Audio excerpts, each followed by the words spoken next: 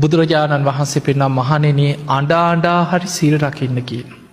ඒවැ විපාක යහපත් විපාක අනාගතයේ ලැබෙනවා. උපතින්ම සමහර අයගේ සංසාරයේ ඒ කර්මානුරූපීව කෙලෙස් වැඩි අය ඉන්නවා. අඩු අය ඉන්නවා.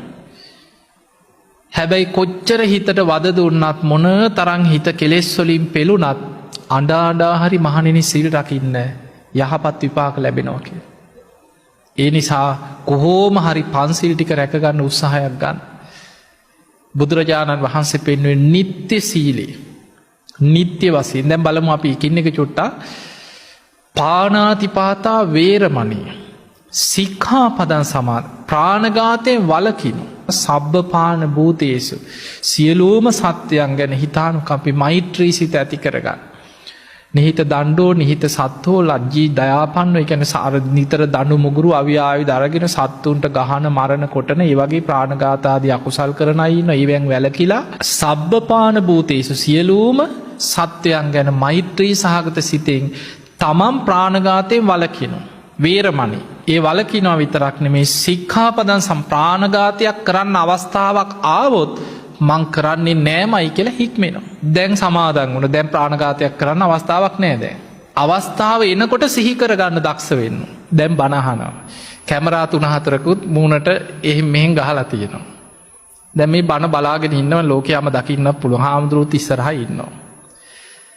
දැන් නිකන් මදුරුවෙක් කැරකිලා කන වටේ කැරකිලා ඇවිල්ලා මූණෙම වහනවා. දැන් මොකද කරන්නේ? නිකන් අතින් යවනවා, පිඹලා යවනවා, යන්න කියනවා. දැන් බොහොම මෛත්‍රියෙන් ඉවසගෙන ඉන්නවා. නිදා ගන්න ගියාම කවුරුත් නැහැ කාමරේ. මදුරුව කැරකිලා ඇවිල්ලා මූණේ වහපුවාම එතකොටත් පිඹිනවද? අන්න එතකොට සිහි කරගන්න පුළුවන් නම් සැනින් මතක් වෙනවා නම් මම ප්‍රාණඝාතයෙන් වළකිනවා කියලා ශික්ෂාපදේ සමාදන් වෙච්ච කෙනෙක් කියලා එතනදි සිහිය පිහිට ගන්න පුළුවන් නම් අන්න තමන්ගේ සීලේ සිහියෙන් ශික්ෂාපදේ රැකගෙන දවස ගෙවන කෙනෙක්.